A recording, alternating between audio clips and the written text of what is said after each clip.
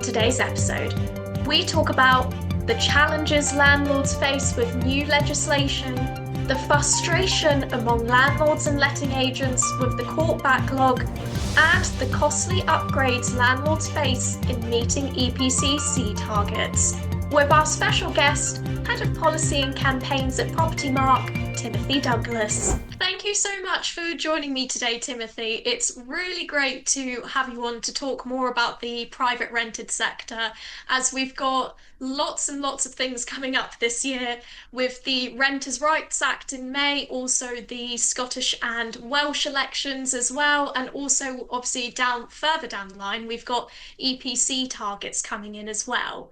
But before we get on to all of that, if you could just please explain a little bit more about what Propertymark does and also the work Propertymark is doing to lobby the government on housing policy. Yeah, sure. And thanks very much for the invitation. Pleasure to join you today. So, yeah, I mean, Propertymark is the UK's largest professional membership body for property agents. We have 19,000 members working across the UK. So we are uniquely placed and involved in lots of those proposals, changes going forward. Members are working in letting, sales, commercial property, valuers, auctioneers, both property and chattels. Property inventory service providers are in membership as well. Some of our members are doing land and new homes, block management. So we're really covering the whole shebang of property agency, as it were. In my role, I head up the policy and campaigns team. So essentially, we're wearing two hats. You know, in one sense, we are looking at all the legislative change, the rules, the regulations, and trying to put that into easily digestible formats for members. So through guidance, fact sheets, FAQs, webinars, sort of working across the organisation to ensure that key information and those details go out to members. But then the second hat is obviously kind of a lobbying function and a representation function. So we're, gathering the views of our members. We're working, whether that's through surveys, through the engagement we get at regional conferences, even via email correspondence, but working with the main Propertymark board, the regional executives we have, and the panels to pull together, the views of members and represent that to government. And we are campaigning across quite a wide range of policy areas, as you can imagine, reforms to the PRS, and ultimately that's got a devolved dimension across the UK. Trying to make the energy efficiency proposals work for the property sector. More homes and places for people to live, reforming the home buying and selling sector, and trying to reduce economic crime in the property sector as well. So they're broadly the pillars that we're working in. And I think from, just to give you two examples, certainly from a representative function, last year in a calendar year, we gave evidence to all four parliaments, Stormont, Holyrood, the Welsh Parliament and Westminster, to various committees, gave oral evidence to all committees. And I think that's fairly unique and quite an achievement. I don't think any of our, the other organisations in this sector have done that. So I think that's the level of breadth we've got. The representation we're well dug in. And of course, during the pandemic, we were there when agents needed us the most, and lobbied for the property taxes, the support package, furlough was included, in commission pay, business rates relief, as well. So there's always more to do, but hopefully we've got a good track record to build on.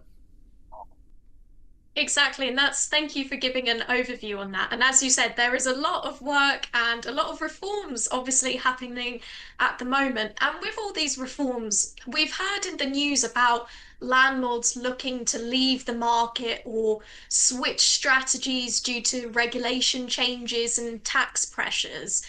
So how has Propertymark seen its members leaving the market or switching strategies due to these regulation changes and also reduced investment in the private rented sector as well? Yeah, well, I think from an organisation point of view, certainly our membership has grown, year on year. So I think that shows that there's appetite for and demand for housing, and a professional, more people wanting to come into the sector. Ultimately, from our letting agent members, any legislative change, additional rules and regulation, I think the feedback we get is, landlords do one or two things. They kind of sit back and wait and see, or they'll conclude that it's not for them, and that they'll leave the sector. So I think we're seeing a little bit of that, both across the country based on the sort of anecdotal data we've got. But what we know consistently is that demand for private rented property remains high. So there is a supply issue there, and that fluctuates across the country.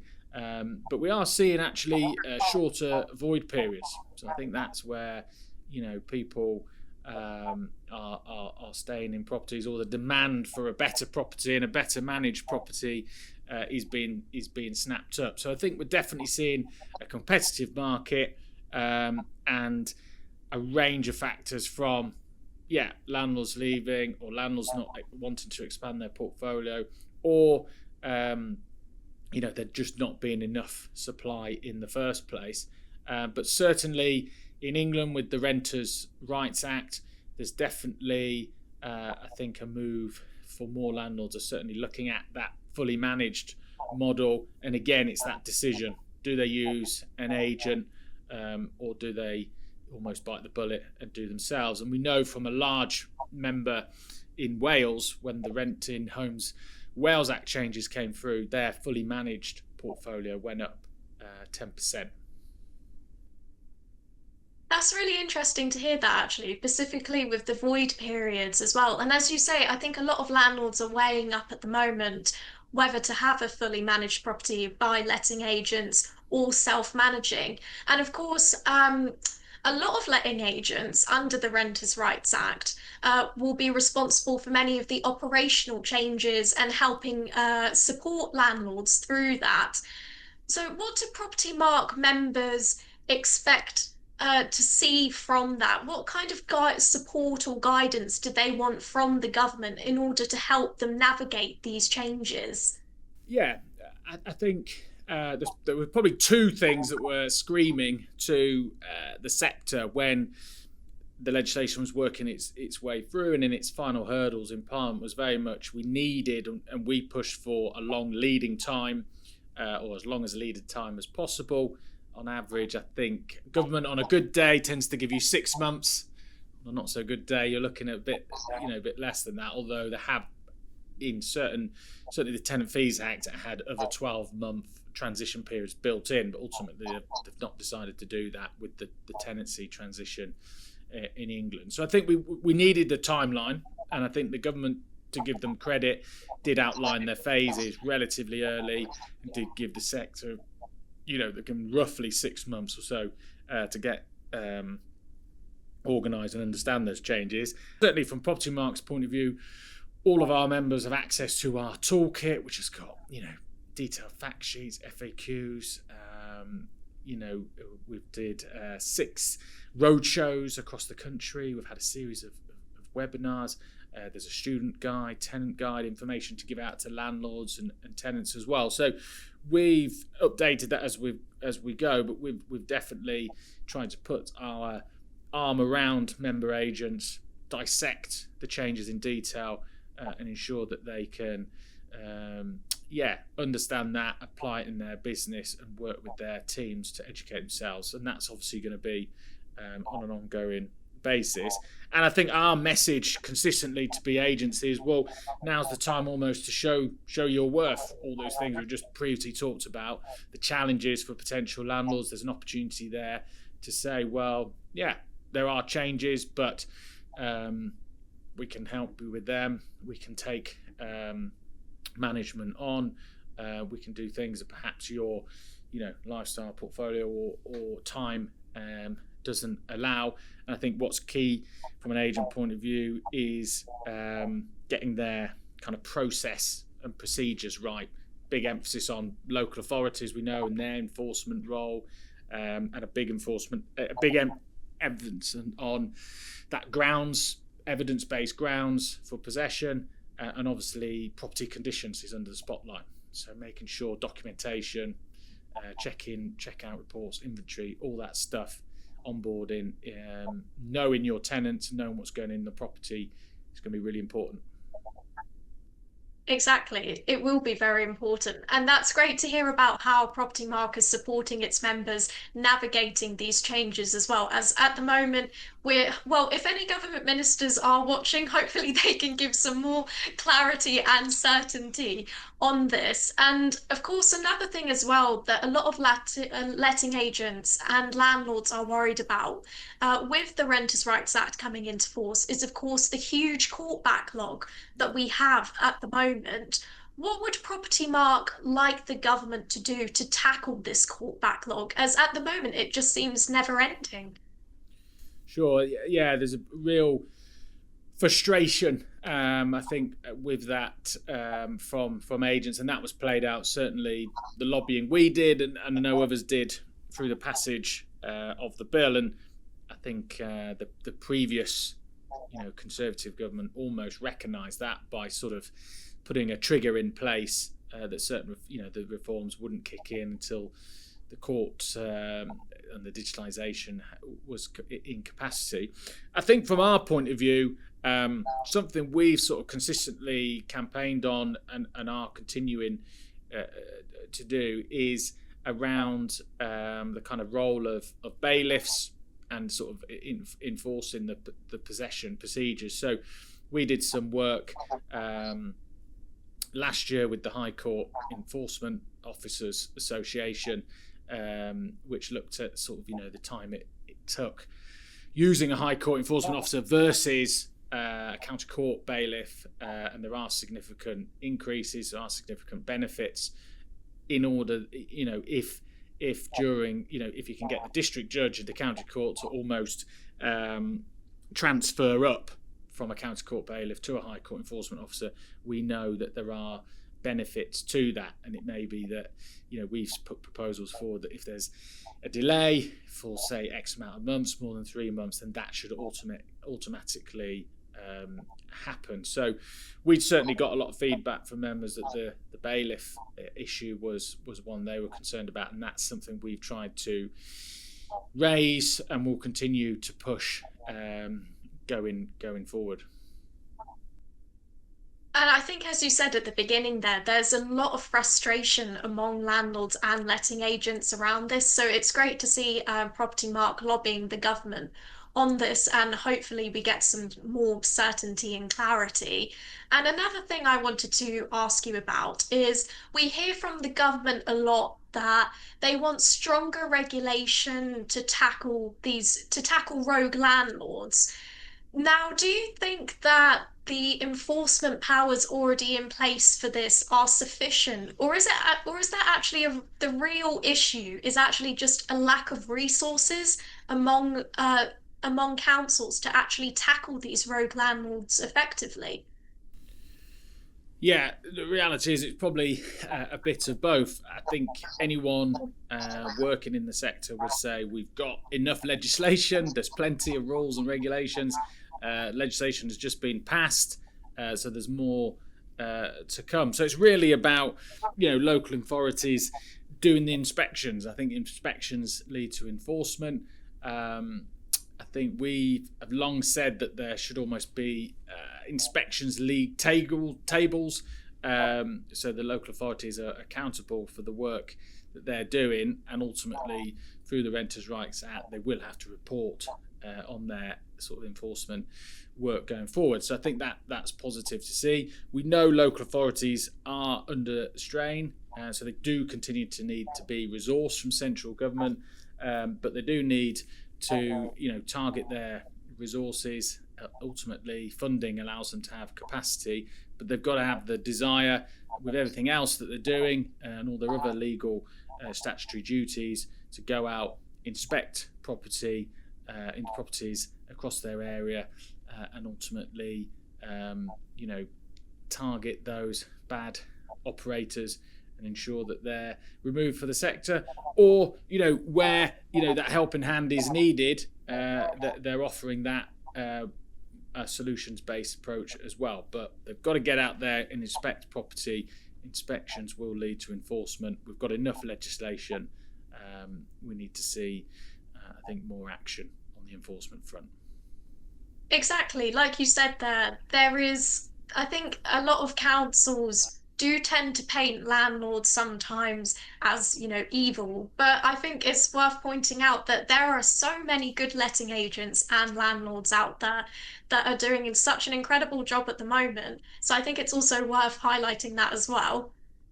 Indeed, and there was an evidence session at the start of the last year, actually, at the end of last year.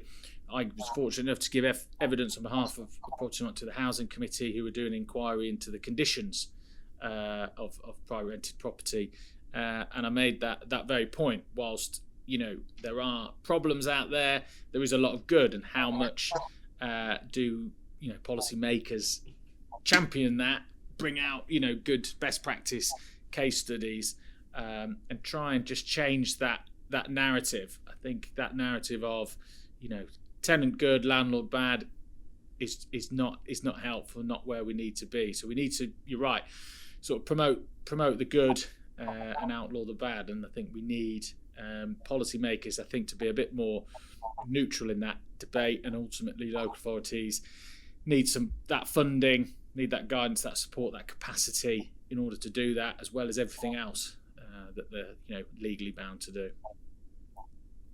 Exactly. And as well, speaking about changing the narrative, as I was talking a little bit earlier about with the Scottish and Welsh elections coming up in May, what would Propertymark like to see from the Scottish government to support landlords, and also with political parties, what would they like to see to support landlords?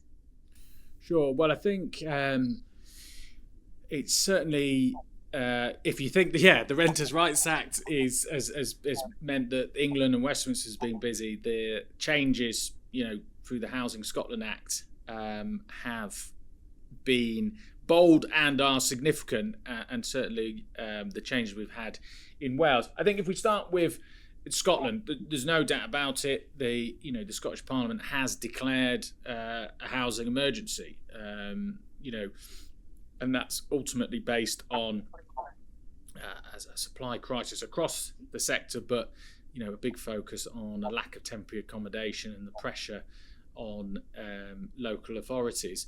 So we, in our manifesto, we published a manifesto that will be going out later this week. Certainly in Scotland, the manifesto is a 10-point plan to try and tackle the housing emergency in Scotland.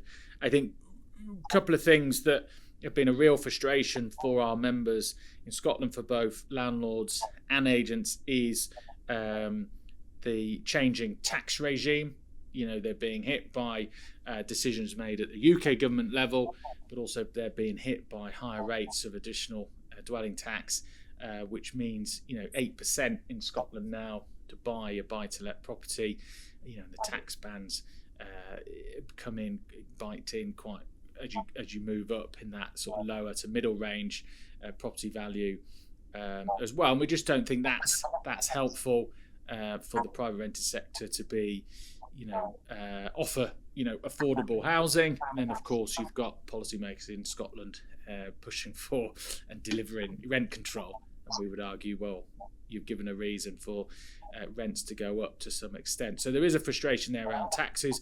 The housing investment task force in Scotland had a recommendation in there for the Scottish Government to review all property taxes, which we were pleased with. It's something we've pushed on. So we continue to push that issue in Scotland. But also with the move to bring in rent control areas there's a big focus on data and data collection and making sure that's consistent. So we've sort of said, well, if they're not going to use existing levers such as the landlord registration up there because it's designed, in a certain way, then there needs to be a sort of national body in order to coordinate that, and it's transparent, and we can, see average rents across the board and how decisions are being made on them. And I think Scotland has flip-flopped on energy efficiency as well. I think we all want to see more energy efficient properties, but obviously how we do that is the great debate. And I think in Scotland there were proposals in the Heat and Buildings Bill. They've pulled them out, and then they've had different targets over the years, and now it's going to be the next government to pick that up, but they are changing some of their EPC reforms. So I think they need to be clearer and consistent and fairer to the sector and set out a roadmap of what actually Scotland needs in the energy efficiency space.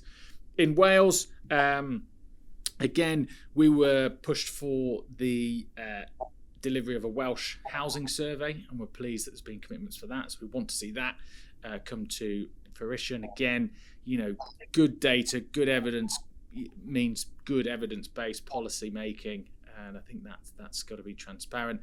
And we've also called for greater scrutiny of Rent Smart Wales as well. At the moment, it doesn't even have to consistently every year go in front of the Housing Committee, for example. So I think some greater scrutiny on how it's working, enforcing and ultimately regulating the sector in Wales. Avoid rent control. They've done it so far in Wales, although looking at the polls and the political colours that could get in, we know that's going to be an issue come up again. And again, whilst energy efficiency is ultimately delivered by the UK government and expands to those proposals expand to England and Wales.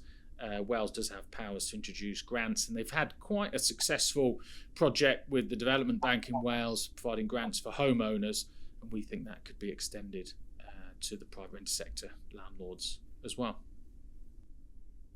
That's really great to hear about the overview there, and particularly with what you were mentioning about rent controls as well. As we've done reports on this on Property 118, rent controls tend to do more harm than good, even though it looks quite good on paper. And of course, with the Welsh Senedd elections coming up at the moment, as you say, they have avoided rent controls, but we will just have to wait to see. I believe the elections are in May, to see quite what happens with that. And you were touching there on energy efficiency, and of course the UK government have announced that here in England that all landlords will need to have EPC C properties by 2030. Now, what does Propertymark think about this? Because a lot of landlords are worried, particularly with the costly upgrades that it will cost to meet the EPC C target. Yeah, I think Propertymark's consistent view and overall view on energy efficiency has tried to make policymakers, and we've had lots of conversations with officials and ministers, in order to them to look at, well, you're trying to have a one-size-fits-all approach, and ultimately you've got 18 different archetypes of property out there, different ages of property. It's just not feasible. So our position has always been it's got to be about making property as energy efficient as it can be. So that might, so inevitably that means different targets linked to, perhaps the age, as I say, or the archetype of the property. So we continue to push that. We did actually in Scotland have a bit of success with that, where they were sort of moving to a more technologically neutral approach. They weren't prescribing what you had to do in each property, because they understood that in Highland and Island communities, a heat pump and various types of technology just isn't going to work with a type of home. So we'll continue to push that argument. I think with the UK government, ultimately, a longer leading time is welcome. I think in the consultation it was proposed potentially 2028. So I think we have to take that longer lead-in time as a relative positive in light of sort of the Renters' Rights Act and everything else that's happening.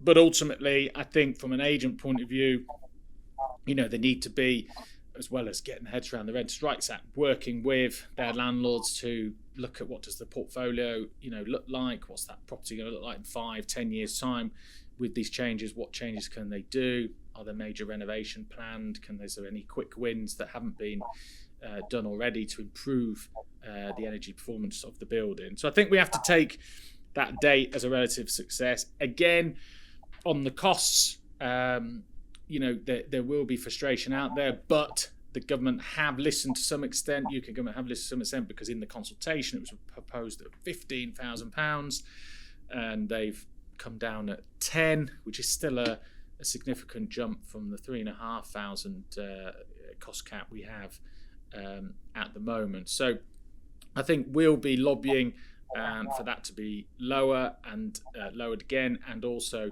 for additional grants, some grants and loans, better financial support for landlords, because otherwise I think certain properties, we know certain around the country is going to be huge pressure to do that. We're also pleased that the government have retained lots of the exemptions. There is a big lobby to remove the exemptions altogether. So, for instance, where third-party consent can't be granted, or new landlords have entered the market. So I think it's really important that we have the exemptions and a robust exemptions regime.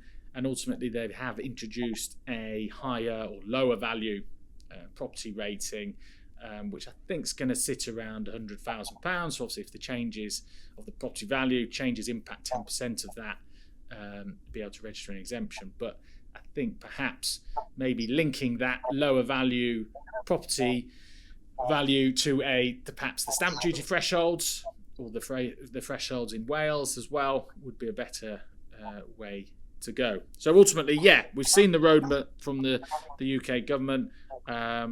It could have been a lot worse, and I think there are some positive things for people to plan and work on, but there's also a bit of work from us and lobbying to try and shape that and see if we can improve it and make it better, so landlords and agents can get all properties, more properties to see going forward. As you said, there will be some challenges, of course, with upgrading these properties, but it's good to see that there have been some exemptions from the government on this subject. And another thing I wanted to ask you about was the local housing allowance rates. Now, the government have announced, I think it was in the autumn budget, that the LHA rates will be frozen again for 2026-27. What does Propertymark think about this? Yeah, the LHA is an issue we've campaigned on.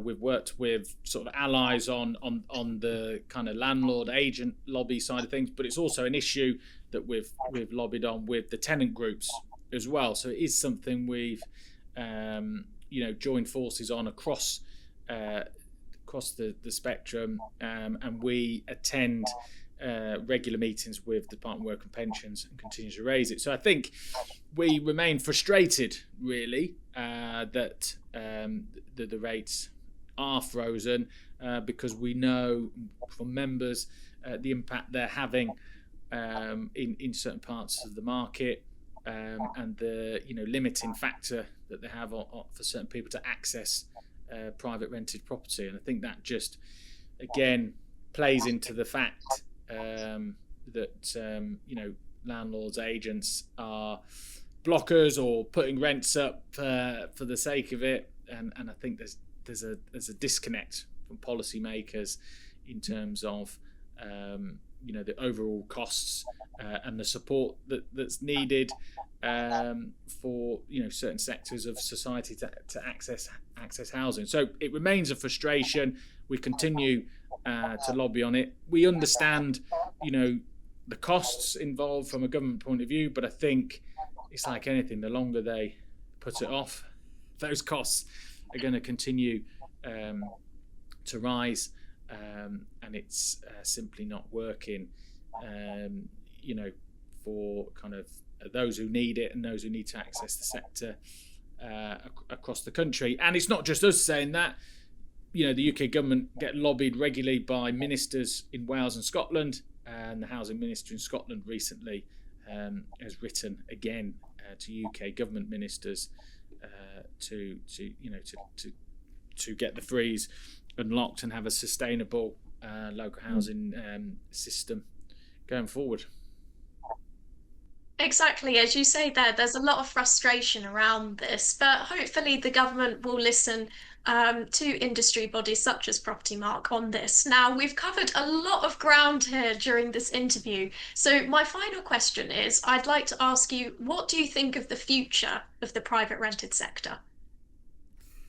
Well, hopefully, from a policy perspective, a period of calm, but I don't think we'll get that. I think we certainly Scotland and Wales, we'll get to sort of PERDA and the pre-election period, and we will have an element of calm. But of course, we'll come back May into June with new governments, and there'll be new ideas put forward. So inevitably, there's going to be change.